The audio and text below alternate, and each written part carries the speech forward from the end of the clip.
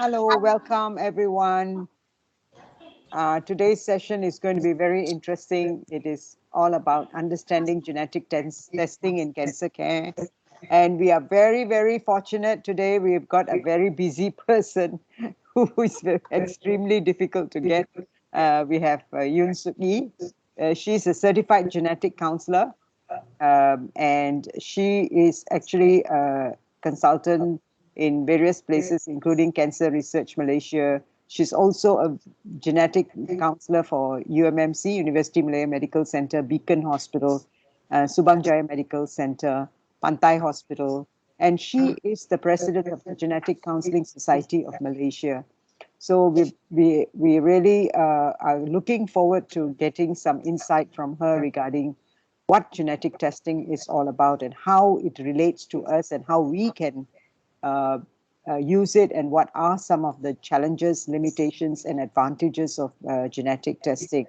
And over to you, Suki. Welcome, and over to you. So thank you for the very kind introduction, Ranjit. And I'm really, really pleased to be able to speak to, such a wonderful group of survivors. And before I start, I just want to commend the um, Ranjit, you and your team are doing for all of the new patients and all patients even. Also, I think it's great, it's excellent. And I'm really honored to be able to work with you all. So what I like to do for today's session is when I do the basic introduction, is really to get the background on some of the use of genetic testing and some of the things to look out for when it comes to cancer care. So in this field, there is quite a lot of movement. So there are more and more cancer treatment that may require a genetic profile, but somehow that may also overlap to finding something that may be inherited in the family. Yeah. So some of these we just need to be more careful with as more and more genetic tests are being used for treatment options in particular. So there's quite a lot of movement in this field. So has said, we will, I'll just do a presentation, but I'd like it to be a bit more kind of a discussion later on, because this is a very broad and yet a very personal topic. So, different people have different issues that may need to be tended to differently. So it's not a one size fits all for sure. Yeah. So I'll start with some basic information about what genes are first. So in today's context, we will talk about genes and breast cancer. So the very basic question that most cancer patients will have is, what is cancer in the first place? Why is it even there?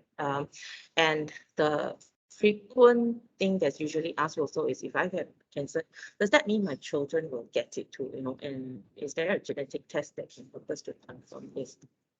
So let's talk about, so just to highlight again, the most frequent questions that we have is usually, what does it mean for the person? Why is there cancer in the first place? But there's always worry that, does that mean the children will get it too? And will a genetic test help to confirm that? A little bit about what genes are first. Okay, so just an introduction so that we can have some basics of that. So if you look at this picture, if you look on the right, there's a picture of a cell. So inside the cell, there's a nucleus. So let's talk about then these genes basically control everything that happens in the cell. So meaning all of the characteristics from the cell comes from the gene. So that's where the instructions are. But it's very hard to imagine what the gene is, right? How it functions. So we use an example. So if most of you may have tried to bake a cake. So if you want to have a cake, which is your product, and it has to work well, then you need the recipe works, isn't it? So the recipe becomes a very important component. If you have a recipe that has mistakes, that maybe there are some errors in the quantity, or maybe when in the instructions there are things missing, right?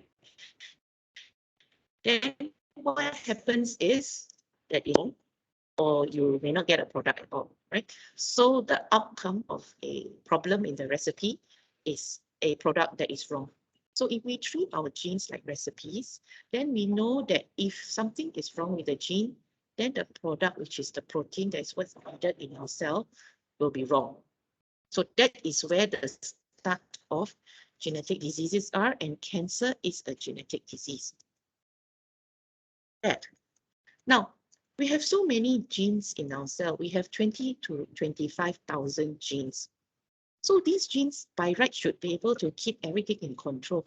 By right, our cells should never go wrong because they have so many guardian in the sense, right, from the genes. And yet, there are cancer cells. So you see the cancer cells are very different from our normal cells. They are out of control. They can divide rapidly and continuously, and it's very messy. So we know that cancer cells are actually cells that have lost control, and this is due to genetic changes. So then the question is, where do these genetic changes come from? So there are generally two groups. Yeah?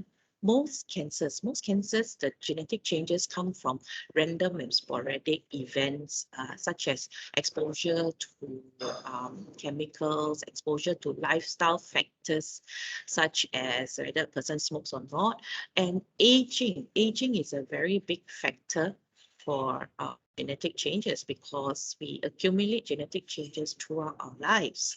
There are also some which are more direct, like viruses, for example. So you may have heard of cervical cancer that is directly linked to a HPV virus.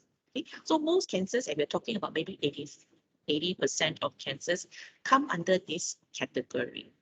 But there are about 20% where the genetic changes are hereditary. Yeah? So they are inherited, meaning they are passed on from generation to generation. Okay, but most cancers are not hereditary. So generally in Malaysia, we see more than 5,000 new cancers, breast cancer cases in Malaysia. And there are breast cancer cases in men as well. It's a smaller proportion, but we do see breast cancer in men as well. So many families will have at least one relative with breast cancer because we know that breast cancer is quite common, one of the more common cancers, and we see it happening. And in some ways, numbers are increasing. So this is very common, but only about 10 to 20% of these families will have several relatives with breast cancer. So apart from breast cancer, we also need to take note of other related cancers that are in the family. So this is what we call familial clustering. So what's important to note, highlight again, breast cancer, like other cancers, most breast cancer is not inherited. Okay, we're talking about 1 or 2 out of 10 breast cancers that may be in. So that comes to the question, right? I mean, if we would like to find out who actually from checking whether they have an inherited risk or not. So there are certain ways that we can do that. And I think some of you have also asked this before. What are the things to look out for? Yes, general clues. Okay, and I would like to highlight that these general clues are not only for breast cancer. If we focus on breast cancer, so what we consider young, right? So there are different levels of what is considered young. So it depends on which guideline you choose also. So sometimes it's 40 and under, sometimes it's 45 and under. But the type of breast cancer is also important. So triple negative breast cancers are also something we look up. Rare meaning if there are cases of other types of rarer cancers which are related, like ovarian, male breast cancer, pancreatic cancer, and even sometimes prostate cancer, even though prostate cancer is not rare. So these are some things we look out for. Multiple multiple cancers in the same person. So if someone has bilateral breast cancer that are very close within 10 years, or they have breast and ovarian cancer in the same person, so those are something we look up for. Then in terms of whole family, yeah, if we look, so these are some of the cancers you can look out for. These are general clues, okay, to just highlight what to look out for. But we do have testing criteria that the guidelines have, and this is what the doctors will follow. Yeah. So in the Malaysian clinical practice guideline, which is actually a document that's in the KKM website. So for breast cancer, they have a clinical practice guideline, and there's a subcategory where it tells you what are the genetic testing criteria. So for all ovarian cancers, breast cancer in patient diagnosed 45 and under. So this was recently changed last year. Yeah. Then if there are two primary breast cancers in the family, both needs to be under 60 years old. If an individual has triple negative breast cancer under the age of 60, male breast cancer, or breast cancer in any other family members. Okay, so this has been used by the doctors not to highlight who may benefit from discussing about genetic testing. So what is genetic testing? What do we actually do?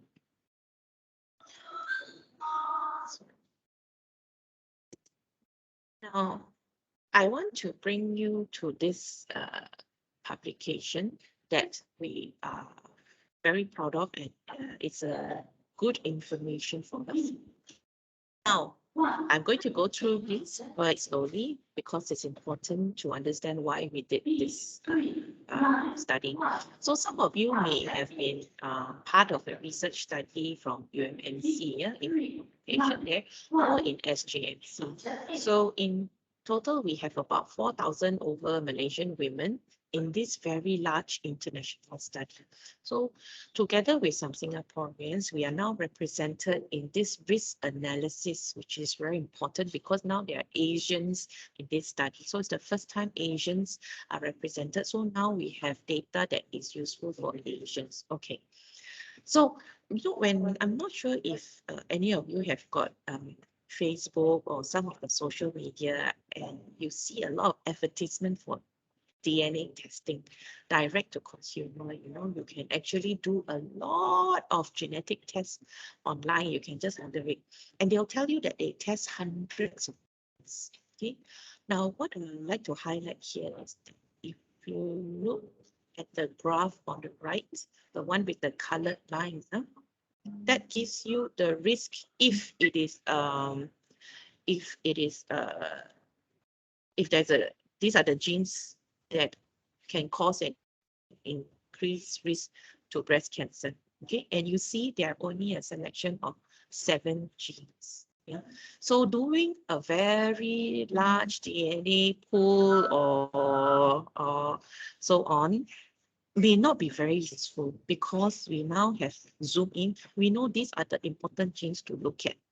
Okay, so if you do any of those very large panels, you might actually have information that's not relevant to you and may not even give you the information that you need. So if we are looking at breast cancer risk, these are the list of genes that will be looked at and tested. Okay, so some of you may be familiar with the name BRCA1, BRCA2, but some of the others you may not have heard of because they are not as common.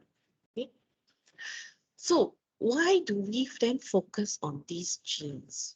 Yeah, that is because these are the genes we know what the risk is, and it is also important that we know what to do after that, right? If someone carries a genetic change in this gene, a variant, right, that causes an increased risk, then you see we have on this table, there is a risk management strategy.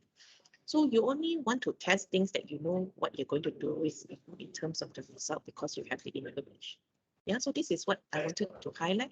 There are guidelines to what we can do after a genetic variant is found. So then we go to the question. So we now know who should consider testing, now know what should be tested. Now the question is, why do the test at all? Okay. So is it important to know your genetic status? So if the doctor say, please, go and do a genetic test.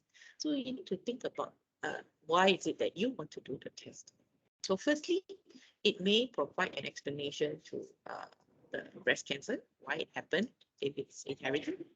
Then it does give an estimate of whether there is a likelihood of another cancer so that we can get some screening management done. Now, if this is found in you, then the information may be important for family members. And this leads to what we call cascade testing, meaning testing family members. And then it can also determine what treatment that can be given, more and more so for treatment. So if we talk about risk management, then we need to understand how is it that it's managed, okay? An example on what can be done.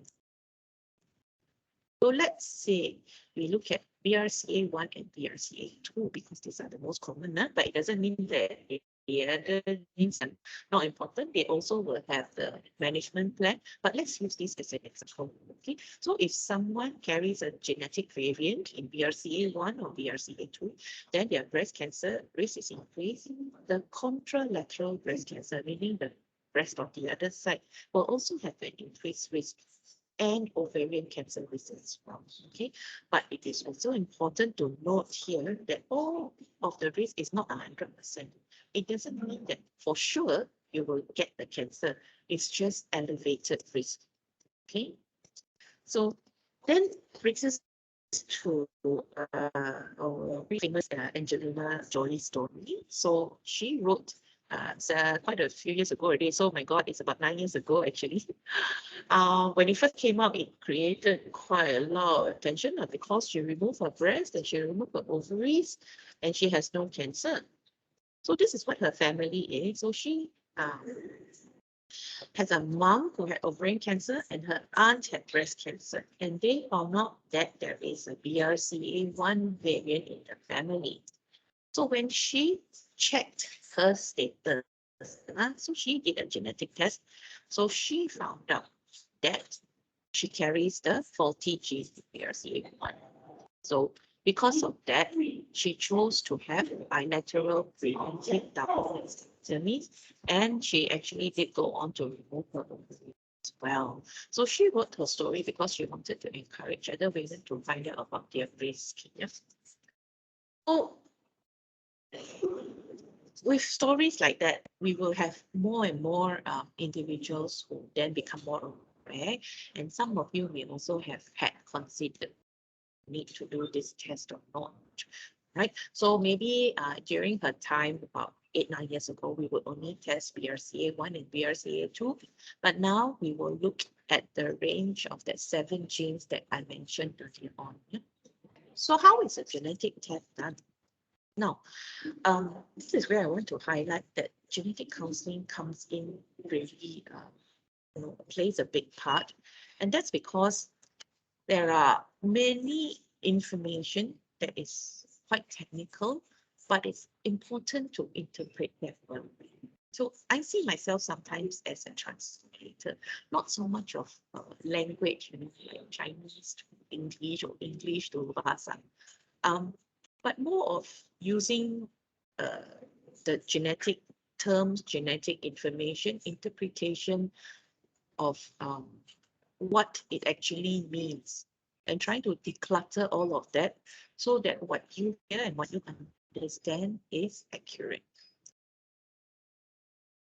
The testing decision, unlike say doing a blood test for diabetes, for genetic test, because it involves inherited risk, there are many components on how we make this decision, right? So right in the middle is knowledge, is how much you understand about the test itself.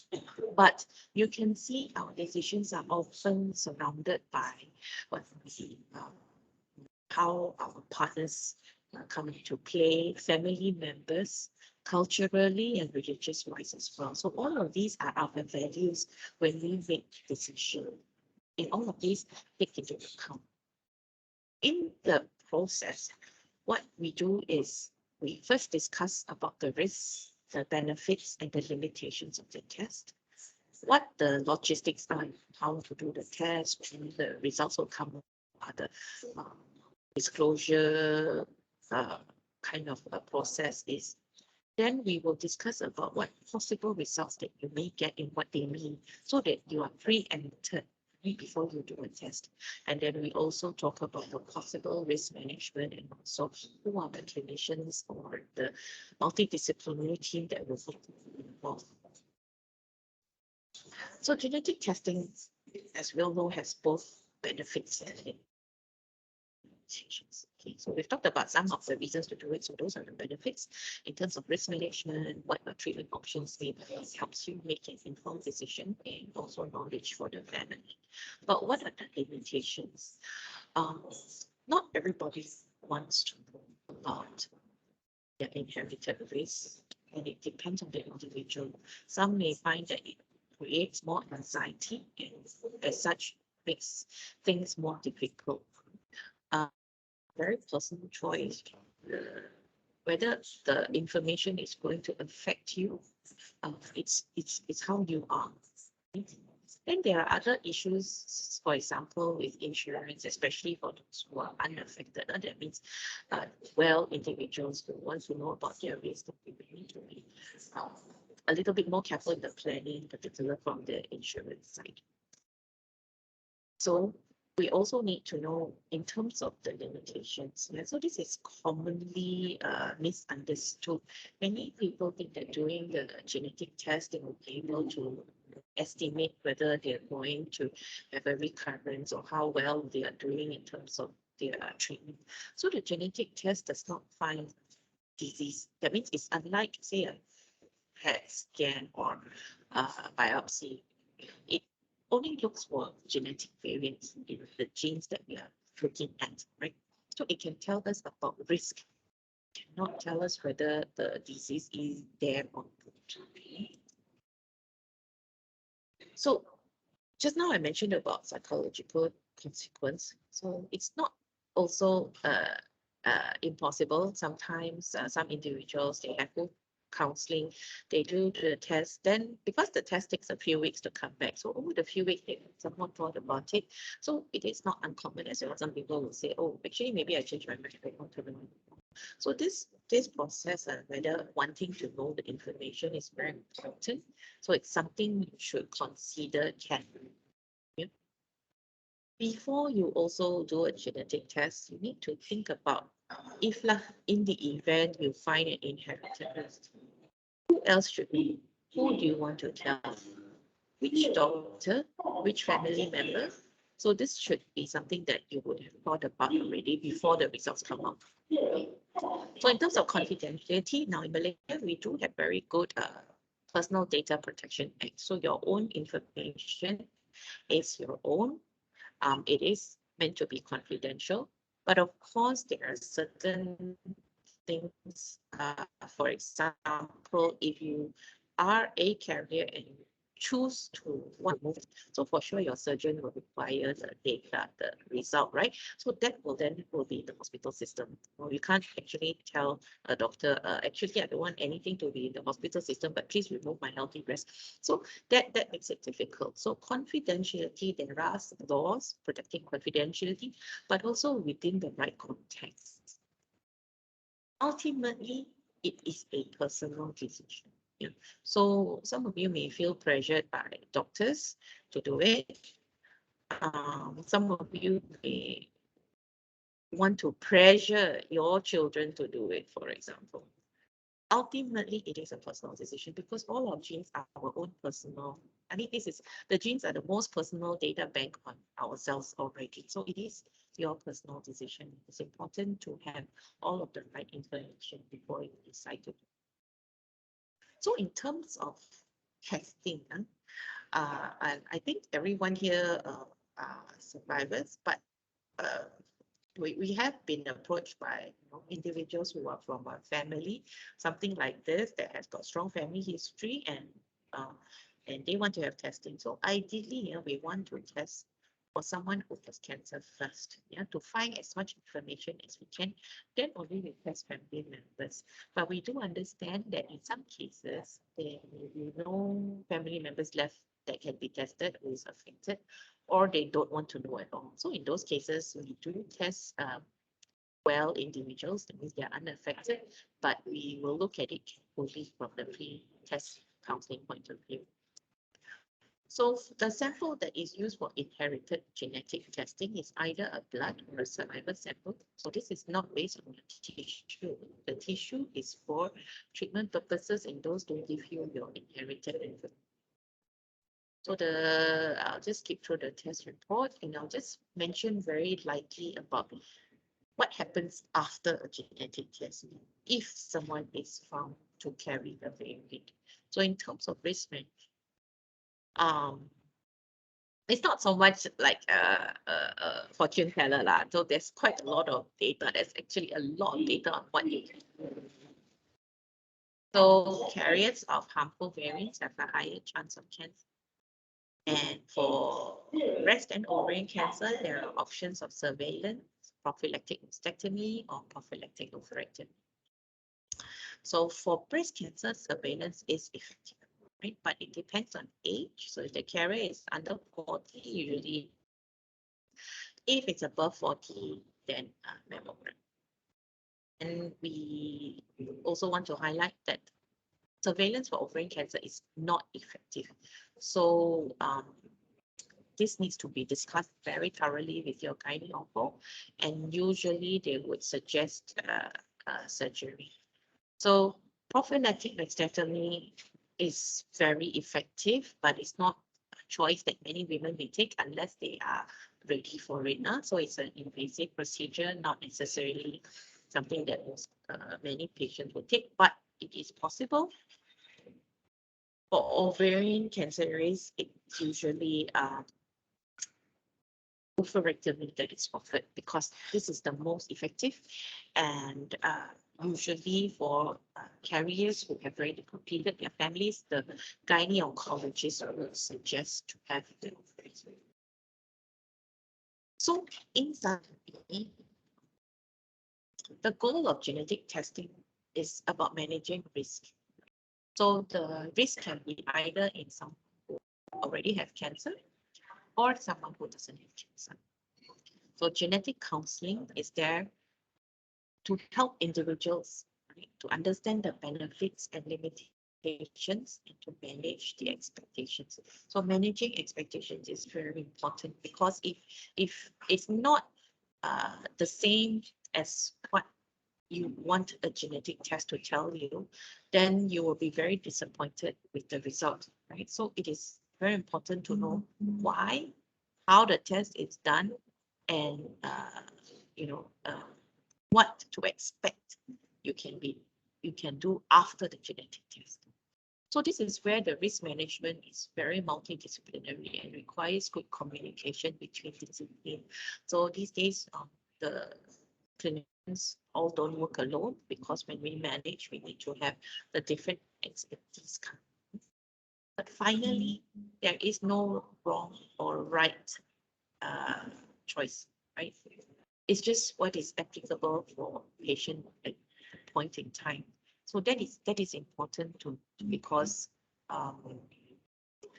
we don't want genetic testing to be something that is forced upon. Neither do we want genetic testing to be taken quite flippantly and then only have to deal with the issues after the test is done, because then we can't give back knowledge. So if you know something, you can't give it back. So it's important to have all of the right information before you even embark on a genetic test. On that note, I'd like to thank you for your attention, and we can go on to our discussions now.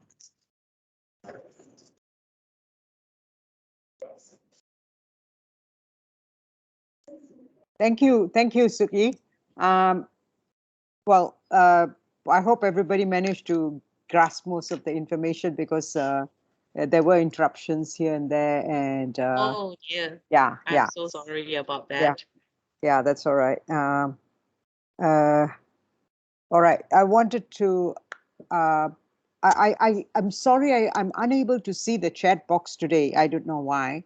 Sugi, can you access the chat box? Are there any questions there for you? Just hang on. I'm looking Yeah. at it now.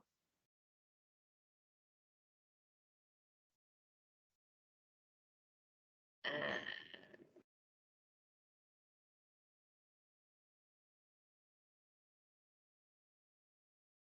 I see people typing, so we'll just wait Okay. and see. All right. So I have a couple of questions. Uh, when you talk about genetic risk and you talk about hereditary conditions, what is the relationship between these two? Genetic risk and Hereditary. hereditary. Yeah. Because if somebody's got a genetic risk, does that mean it is hereditary? Okay, so that's a very good question. So when what I've described just now are two general groups, yeah, those that are due to genetic changes quick. So the basis is all cancers must start from some genetic change somewhere, right? Then the question is where these genetic changes come from. So for most cancers, those genetic changes are what we call random. So they are not inherited, right? And it just happened in that individual. Okay? On the other end of the spectrum, you have individuals with hereditary risk. That means they already have inherited that risk. And that is some of the genes that we've talked about just now. There are also certain groups that are in the middle. So there are some families with a very strong family history. That means these families have got many, many cases, but they are not due to any of those inherited genes. So for these individuals, they have a just only within this family, some a certain set of genes that somehow have just made them at a higher risk. Yeah. So having a genetic risk doesn't mean it necessarily have to be hereditary, but if we have found it in one of those inherited genes that we know about, then yes, it's definitely hereditary already. But those are only about 10 to 20% of all breast cancers. Thanks. My next question to you is, what do you mean by risk management? I understand risk management, but I think the audience may not understand. I think there's a thin line between the issue of people thinking that if I manage my risk, I will not get the disease anymore. That's one. The other thing I wanted to know was oophorectomy may not be well understood by some of the people in the audience. So maybe you want to talk about that as well. Yeah, okay. Thank you, thank you. That's right. Right. So when we do a genetic test is to understand whether there's an increased risk, right? So if someone knows they're at increased risk, then there are certain steps that they can take in order to reduce that risk as much as possible. Okay, so that is what we call risk management. So this risk management means taking steps to reduce the risk or to to understand what they can do about that risk. Okay? So risk means Chance. whether what are the chance of getting the cancer. Yeah. So there are certain steps, and these steps are following evidence. Yeah? So different genes have different risk, which means different genes have different steps for what the individual needs to do to manage that risk. So that's why we talk about screening, for example. So if someone doesn't have this high risk, right, then they follow the screening that is based on their age usually. Right. So maybe once every 2 years, after the age of 40, they can have a mammogram and so on. So it depends lah, on what the first screening is. But for someone who is at higher risk, the frequency of this screening increases. So they are seen once every 6 months. And it depends on what the type of breast is and the age is. There are different ways of screening. Yeah? So this is important because we want to catch anything that may happen very early on. Right? So that's what we mean by managing the risk. So even if we see a cancer happening, we catch it very, very early on. That can be dealt with. The preventive processes like the surgeries, so those really reduce the risk tremendously. So from say 80% right down to 1 or 2%. So that is risk reduction. You remove the organ, your risk reduces way even below than anyone else who isn't a carrier. So that is what we mean by risk management.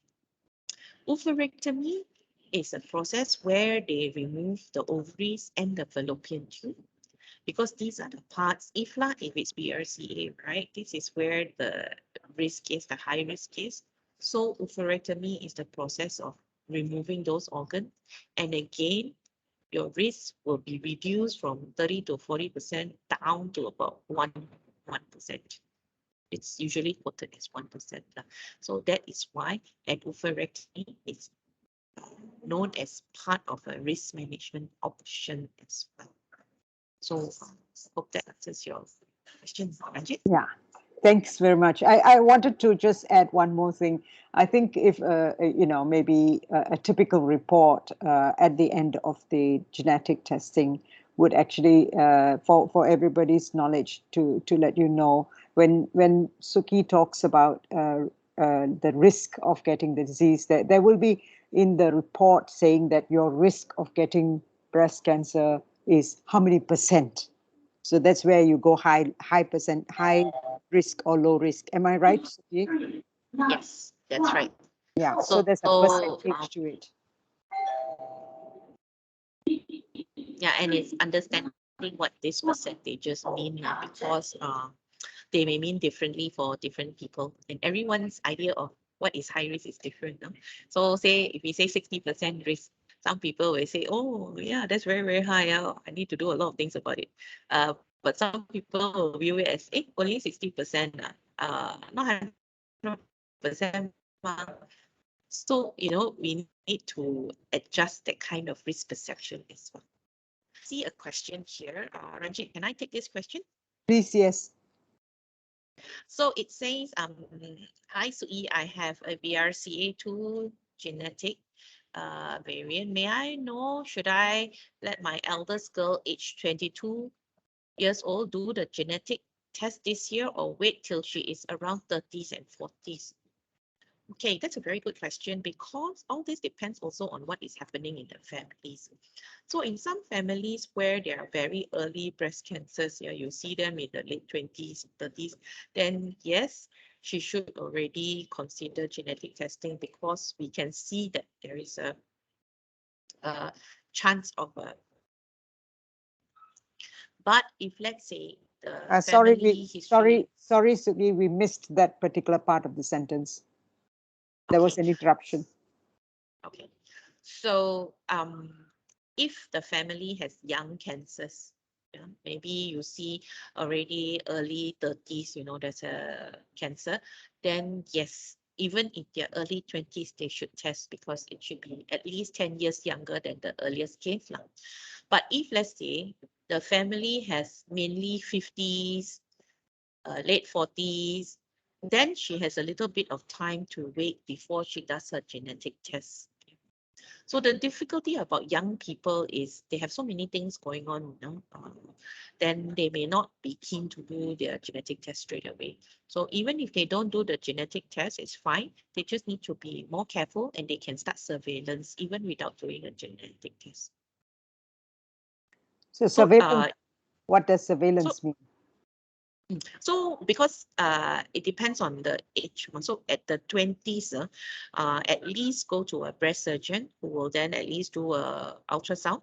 And based on what they see, then they will recommend. So sometimes if they already see some shadows, then they would ask to do an MRI for the in the younger ages, in their 20s in particular. Yeah. But it is important, especially if there's already a known genetic variant in the family. So you can always, give me a call directly so that we can assess further what the risk is in your family. Yeah. So I think someone who, the person who asked this, please, Ranjit, you'll give them my contact Yes, details. Then yeah, definitely. Do contact us, and we will give Suki's email as well as phone. Are you allowing us to give phone number as well? yeah, that's fine. Okay, email and phone number, we can provide it for you, so that any of you who need advice can actually go to her. Yeah, and this needs to be done individually, because we have to assess to see what's actually happening in you and your family. Yeah, and every individual, because all of these things are different, we cannot say, oh, that's what should do. So we should actually assess it closely, and I'm more than happy to assess for anyone of you who have any questions about the risk in you or your family members. Is there any other question, Suki?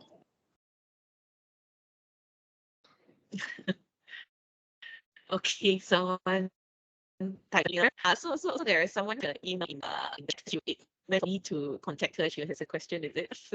So please let me know. I'm not sure why she has put her email in here, but I think Ranjit, when you share with them, then they can contact me also. Yeah, yeah. You all can contact us, and we will give you Suki's email and phone number, so then we can. It is so individual. We don't want to make it public as well, Yes. because some people prefer to have some confidentiality, because it not only affects you alone, but there are many other significant others around you that it affects, and maybe you don't want others to know about it. Suki, is there any other question? If there isn't, I have a couple of questions for you. Can I ask a question? Yes, go ahead. You can ask first. I can't type into the Sure. box. I don't know why the Chinese words Yeah. didn't come out. My side of the family, my side of my father's family has a high death rate on pancreatic cancer. I have 4 uncles, including my dad, that died of pancreatic cancer, and there have been lung cancers and throat cancers and stuff like that in the family. So is it wise for me and my kids to go for a genetic testing? Yeah, so if you actually have 4 cases of pancreatic cancer, which is actually very rare, then for sure something is happening, right? Whether you would have inherited the risk, we wouldn't know. Having some testing may give us the information, but we actually need to find out more about what's happened to you know what I mean? Because there's so many of them. Has any one of them actually have testing themselves and so on? So for sure, you should come and see me, so that we can evaluate. Because the thing This is, is definitely very hard. yeah, because most of the men are on the male side, so I am not sure it has not affected any of the females on his side of the family. Okay, all right.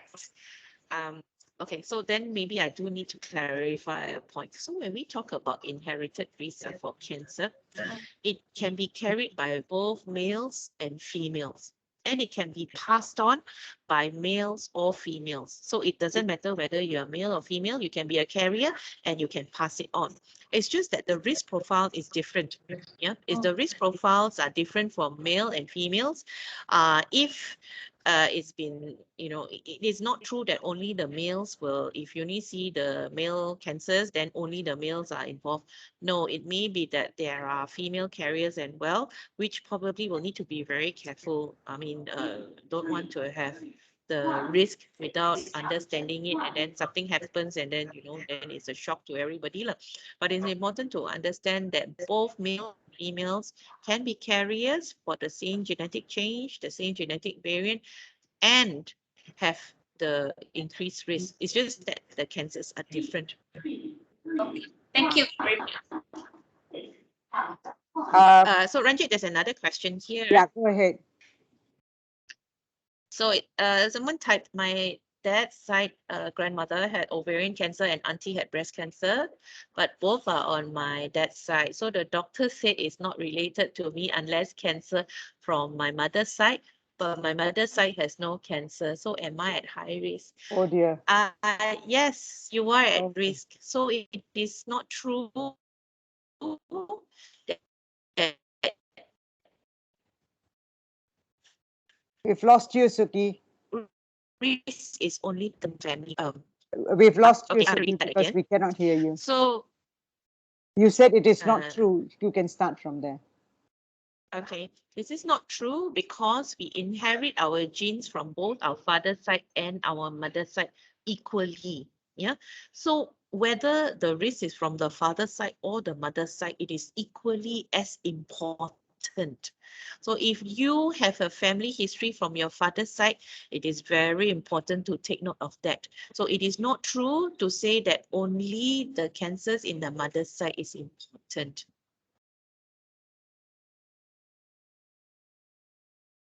We lost you again.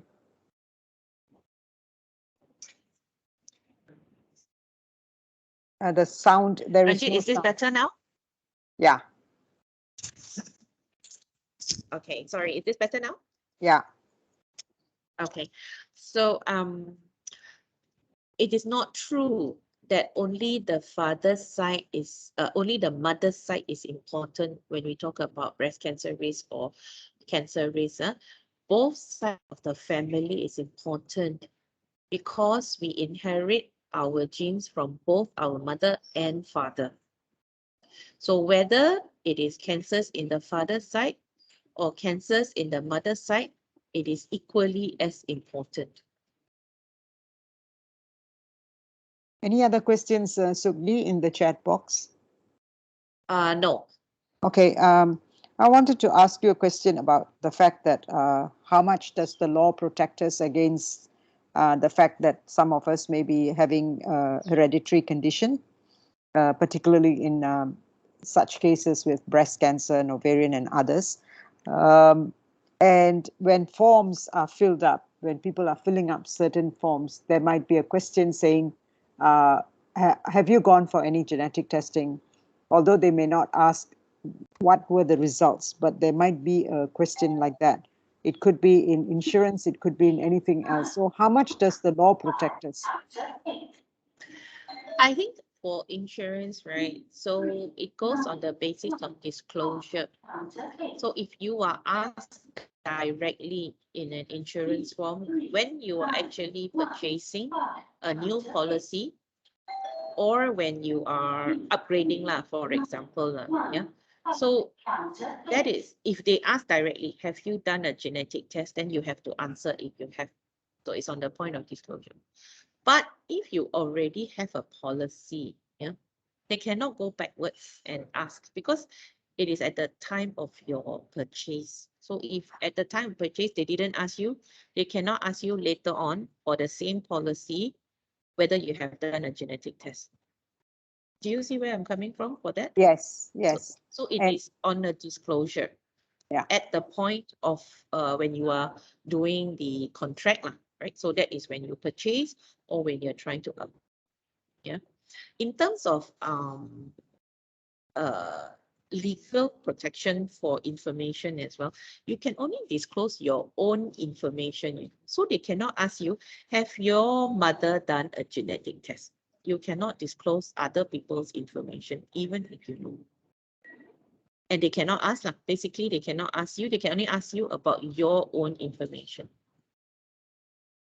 So generally what happens is that I come across women who are going for genetic testing or have already had a genetic testing done, and they ask for advice regarding insurance for their children. I usually tend to tell them, don't buy the insurance coverage that you have.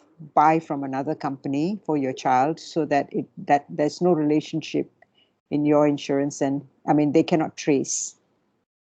Yeah, that could be an idea as well. That would be a good idea as well. Yeah.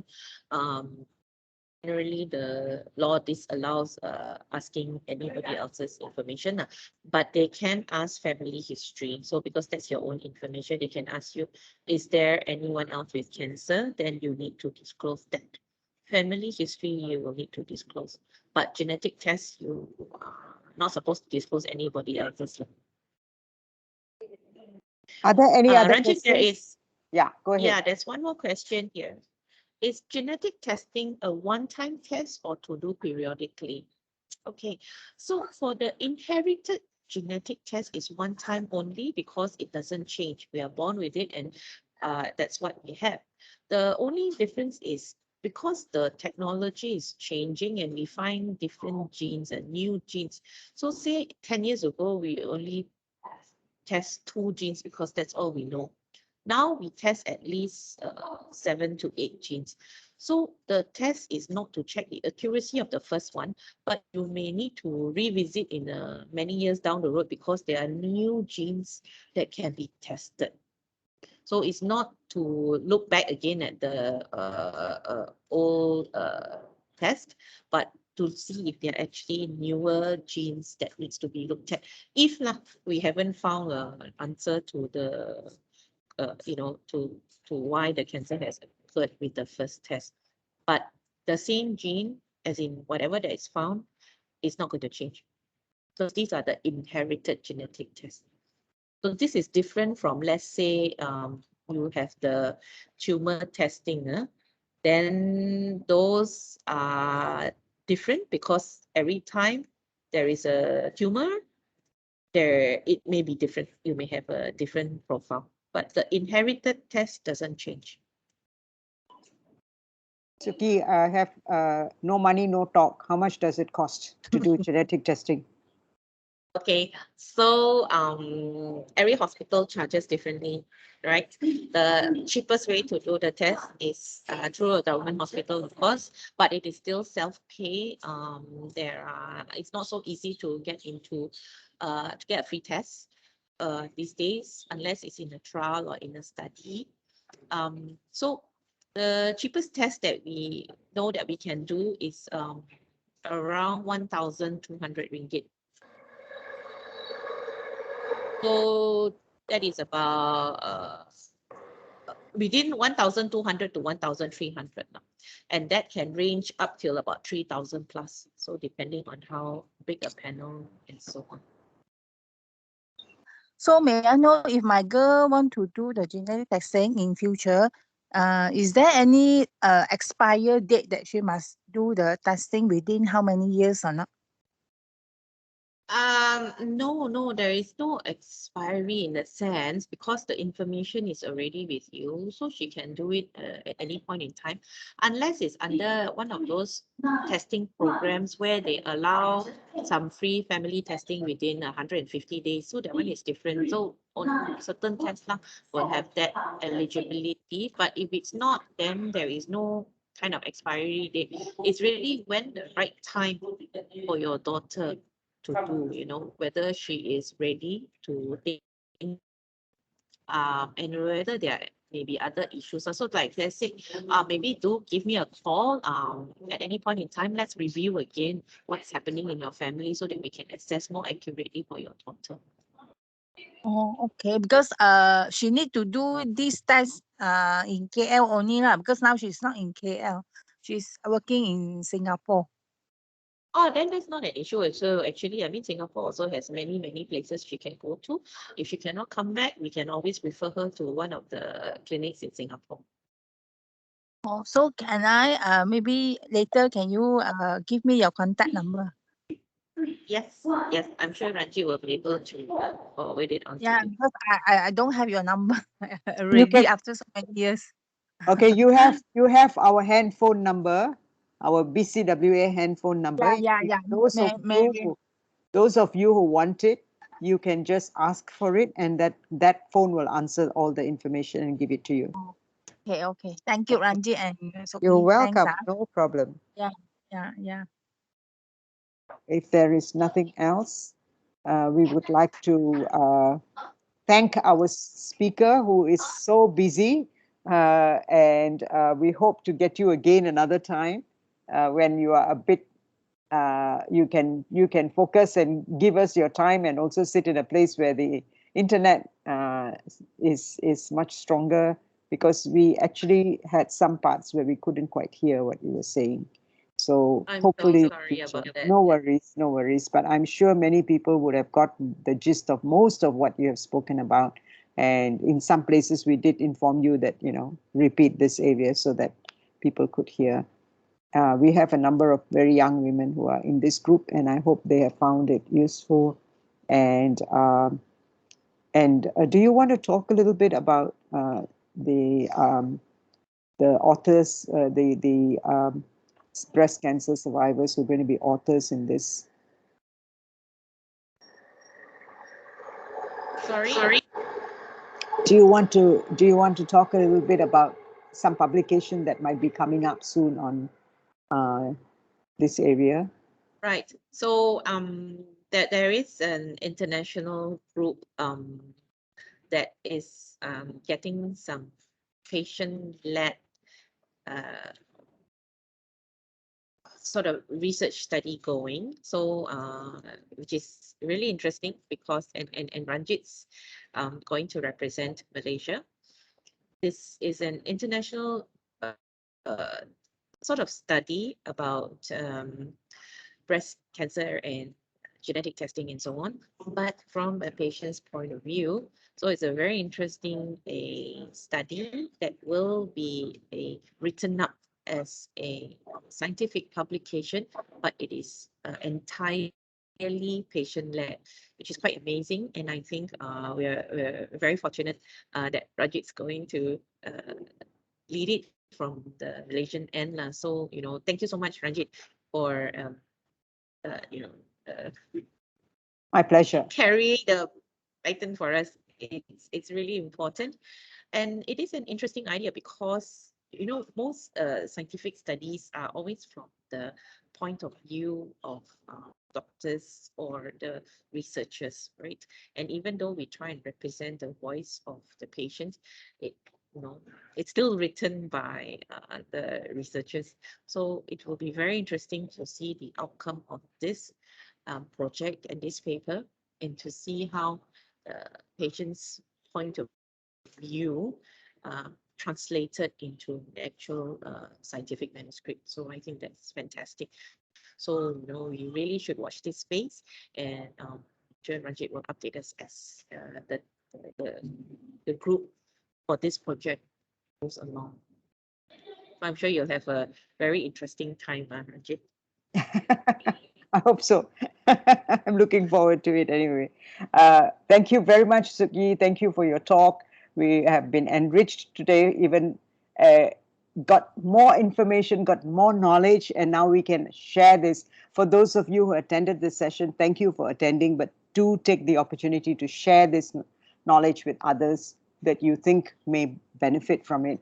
Even those who don't have cancer need to know about this, because then they know that there is such a thing as testing, genetic testing, and there are different types.